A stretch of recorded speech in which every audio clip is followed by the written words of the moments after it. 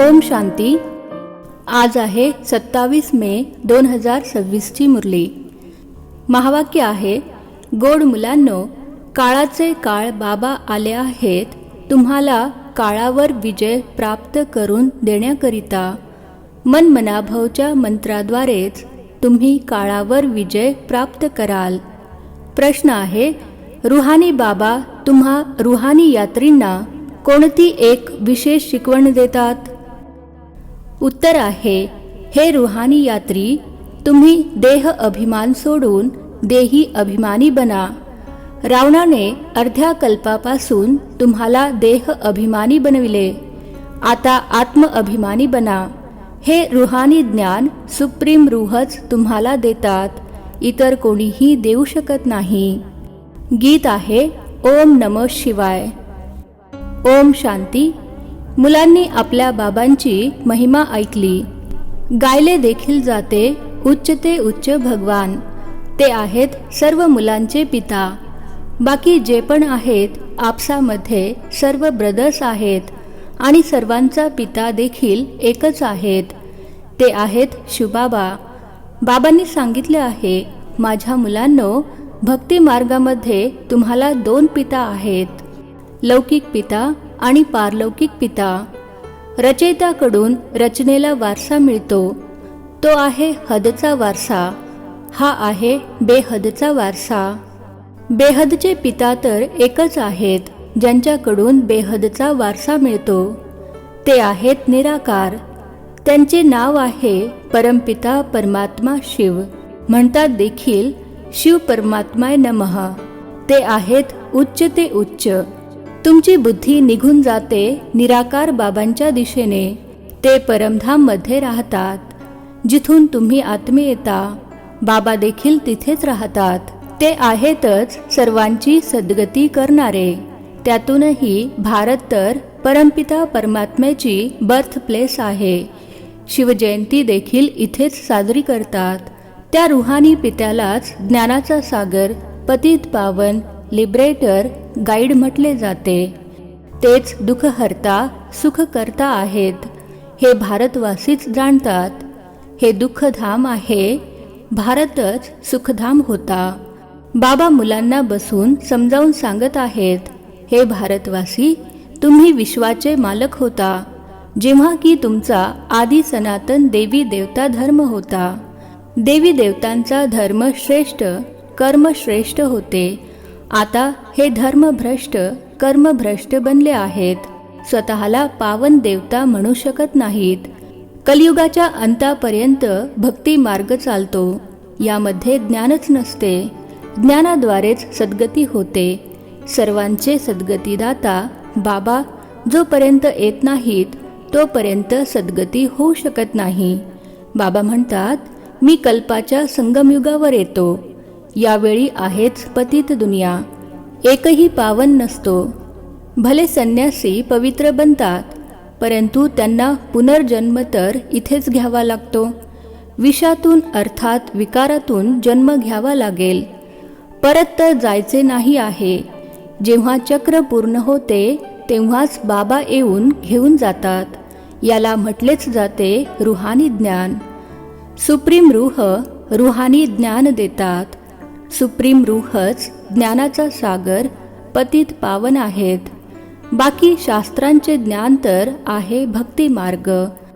बाबा म्हणतात, यज्ञ, तप, तीर्थ इत्यादी करत अजूनच खाली घसरत आले आहेत, अर्थात अधोगती होत आली आहे।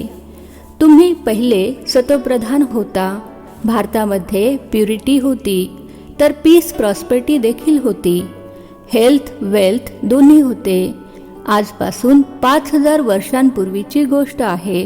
हा भारत स्वर्ग होता। त्यावेळी इतर कोणताच धर्म नव्हता, केवळ एकच आदी सनातन देवी देवता धर्म होता, जो परमपिता परमात्म्याने स्थापन केला। स्वर्गाची स्थापना तर तेच करतील, मनुष्य काही करू शकणार नाही, असे तर म्हणता येणार नाही। श्रीकृष्ण रचयिता आहेत? नाही, रचयिता एकच निराकार शिव आहेत, बाकी आहे त्यांची रचना। रचयित्याकडूनच रचनेला वारसा मिळतो। बाबा समजावून सांगत आहेत, मी तुमचा बेहदचा पिता आहे. तुम्हाला बेहदचा वारसा देतो 21 जन्मांकरिता. सूर्यवंशी चंद्रवंशी पवित्र धर्म स्थापन करतो. ब्राह्मण धर्मच आहे शिखा. सर्वश्रेष्ठ आहेत रुहानी पिता. आत्म्यांना आप समान बनवितात. बाबा ज्ञानाचा सागर सुखाचा सागर आहेत, तर तुम्हाला देखील बनवितात. भारतच सुखधाम होता, आता तर दुःखधाम आहे. बाबा कसे येतात हे कोणालाही माहीत नाही. सतयुग आधीपासून कलयुग अंतापर्यंत ही सारी हिस्ट्री जॉग्रफी भारताची आहे. हे लक्ष्मीनारायण किती हेल्दी वेल्दी होते, कधीच आजारी पडत नव्हते. आता काळावर विजय प्राप्त करण्याचे शिक्षण घेत आहेत. बाबा ज्यांना काळांचा काळ महाकाळ म्हटले जाते, ते तुम्हाला काळावर विजय मिळवून देत आहेत. नाव देखील ऐकले, शिवाय नमः. तुम्ही असे तर म्हणणार नाही की परमात्मा सर्वव्यापी आहेत, कुत्र्या मांजरांमध्ये आहेत. यालाच म्हटले जाते धर्माची ग्लानी. बाबांची ग्लानी अर्थात निंदा करतात. आता ही आहे कल्पाच्या संगमाची वेळ. या वेळीच विनाशकाले विपरीत बुद्धी म्हटले जाते. आता विनाश तर समोर उभा आहे. गीतेमध्ये देखील लिहिलेले आहे, यादव कौरव पांडव क्या करत भय. सर्व शास्त्रमय शिरोमणी श्रीमद भगवद्गीता आहे. मग त्याद्वारेच इतर शास्त्रे तयार केली गेली आहेत. तुम्ही जाणता, गीता आहे डीटी धर्माचे अर्थात देवी देवता धर्माचे शास्त्र. बाबा म्हणतात, मी येऊन तुम्हाला शूद्रापासून ब्राह्मण बनवतो, मग सो देवी देवता बनवतो. मग तुम्ही क्षत्रिय वैश्य शूद्र बनता. बाबा समजावून सांगत आहेत, तुम्ही 84 जन्म कसे घेता. सर्वात जास्त जन्म जरूर तेच घेतात जे सर्वात पहिले सतयुगामध्ये येतात. जास्तीत जास्त 84 जन्म तुम्ही भारतवासियांनी घेतले आहेत, कमीत कमी 1 जन्म. हे देखील बाबाच बसून समजावून सांगतात. बाबा व्यतिरिक्त इतर कोणालाही ज्ञानाचा सागर म्हटले जात नाही.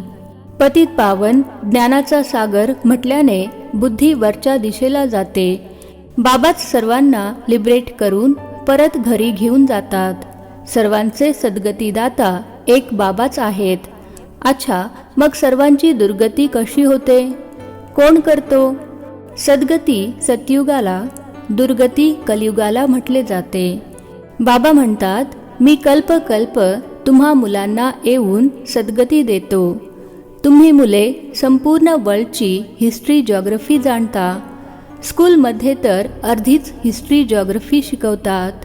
सतयुग त्रेतामध्ये कोण राज्य करत होते हे कोणालाच ठाऊक नाहीये. चित्र तर बरोबर आहेत. हे लक्ष्मीनारायण राज्य करत होते. किती काळ ती राजधानी चालली हे तुम्ही सांगू शकता. ख्रिश्चन डिनायस्टी 2000 वर्षे चालली. बौद्ध डिनायस्टी इतका काळ चालली. इस्लामी डिनायस्टी इतका काळ चालली. त्यांच्या अगोदर मग चंद्रवंशी होते, ज्यांचे राज्य 1250 वर्षे चालले.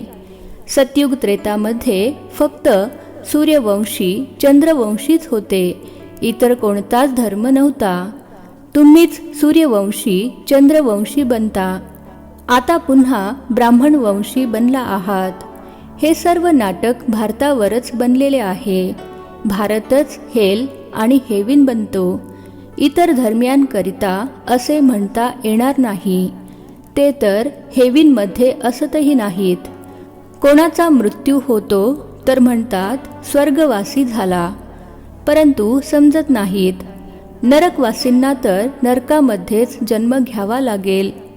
स्वर्गवासी स्वर्गामध्येच पुनर्जन्म घेतील. तुम्ही मुले समजता, हे लक्ष्मीनारायण स्वर्गवासी होते. त्यांनी ही राजधानी कशी प्राप्त केली. लाखो वर्षांची गोष्ट तर लक्षातही राहू शकणार नाही. सतयुगामध्ये ही शास्त्रे इत्यादी असत नाहीत. ही सगळी भक्ती मार्गाची सामग्री आहे. शिडी खाली उतरायचीच आहे.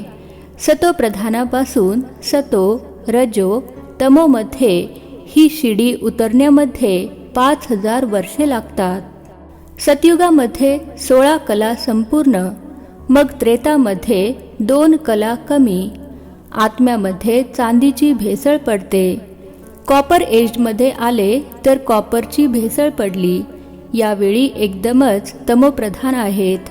आत्म्यामध्येच भेसळ पडते। तुम्हीच पूर्ण 84 जन्म घेता। हे रुहानी पिता शुबाबा येऊन रुहानी मुलांना समजावून सांगत आहेत, तुम्हाला आता आत्मअभिमानी बनायचे आहे। रावणाची प्रवेशता झाल्याने सर्व देह अभिमानी बनतात। आता स्वतःला आत्मा समजायचे आहे। आपणच 84 जन्म घेऊन भिन्न भिन्न पाठ बजावत आलो आहोत। आता 84 जन्मांचे चक्र पूर्ण झाले आहे। आता तर शरीर देखील जडजडीभूत झाले आहे।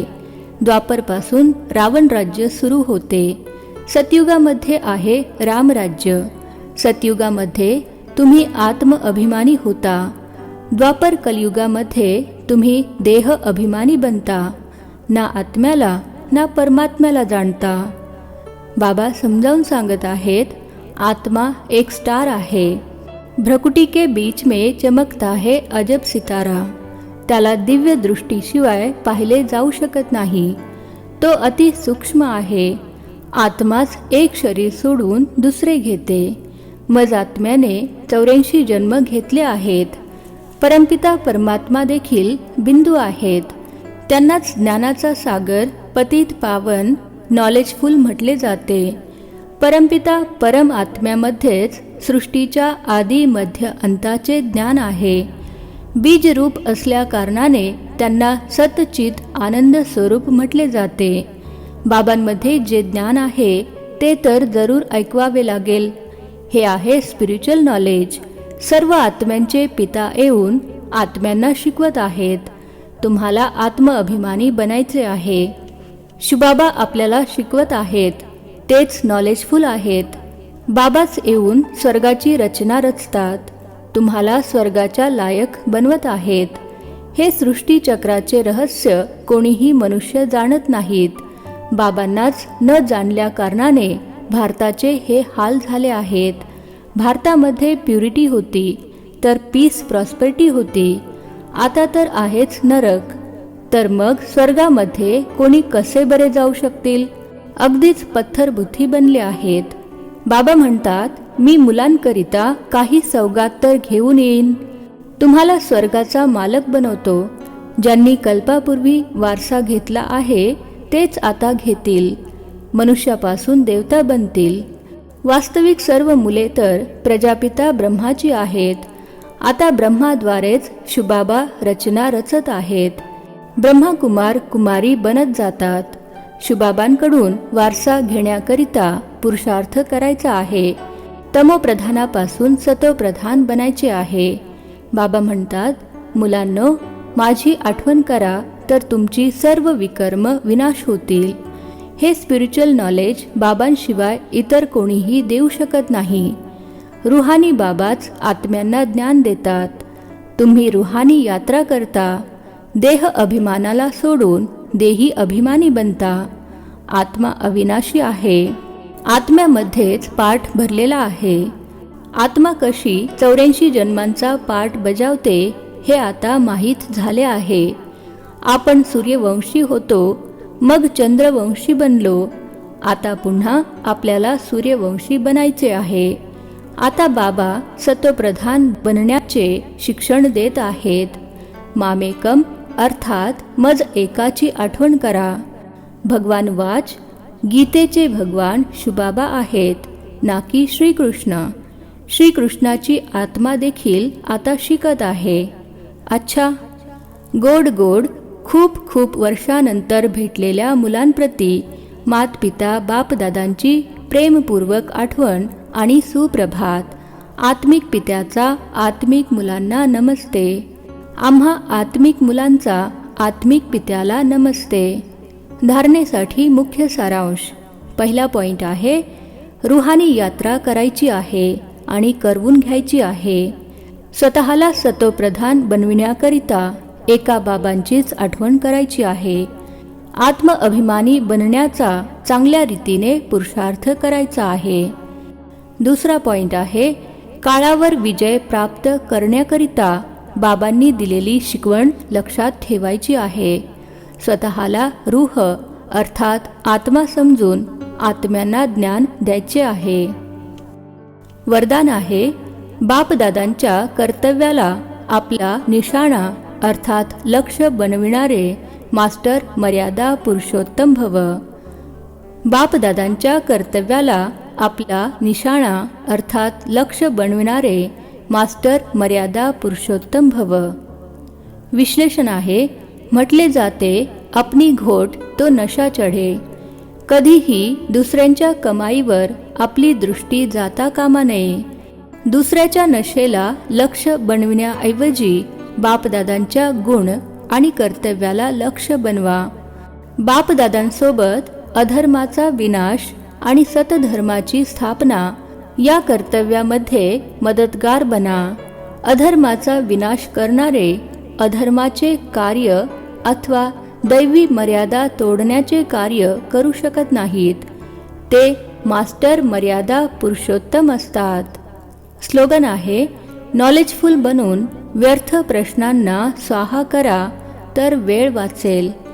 नॉलेजफुल बनून व्यर्थ प्रश्नांना स्वाहा करा तर वेळ वाचेल.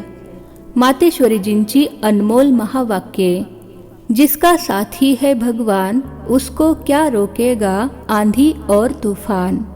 पहा, हे गाणे सिद्ध करते की आत्मा आणि परमात्मा दोन वेगवेगळ्या गोष्टी आहेत आणि ना ईश्वर सर्वव्यापी आहेत. कारण ज्यांचा सोबती स्वयं भगवान आहेत ते उपस्थित असताना देखील सृष्टीमध्ये इतके दुःख का आहे. मनुष्य इतके गरीब परावलंबी का आहेत. परमात्मा तर सुख स्वरूप आहेत. तर त्या परमात्म्याला सर्वव्यापी म्हणणे अर्थात परमात्म्याचा इन्सल्ट करणे आहे.